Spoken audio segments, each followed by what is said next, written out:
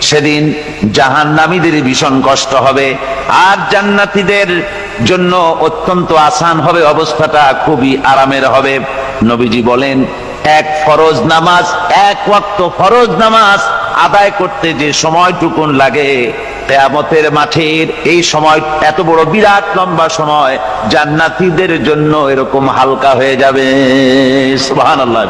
হযরত আবু সাঈদ খুদরী রাদিয়াল্লাহু তাআলা আনহু হাদিস কেন বর্ণনা করেছেন, এক ওয়াক্ত নামাজ, একটা ফরজ নামাজ পড়তে যতটুকুন সময় লাগে, এতটুকুন সময়ের ভেতরে জান্নাতীদের কারবার শেষ হয়ে যাবে। সুবহানাল্লাহ বিহামদি। আর ওদের কারবার তো শেষই হবে না।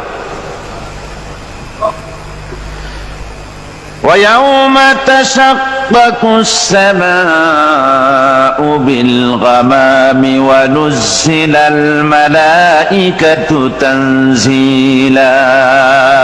ওরা ফেরেশতা দেখতে চায়। সেদিন আসমান সমূহ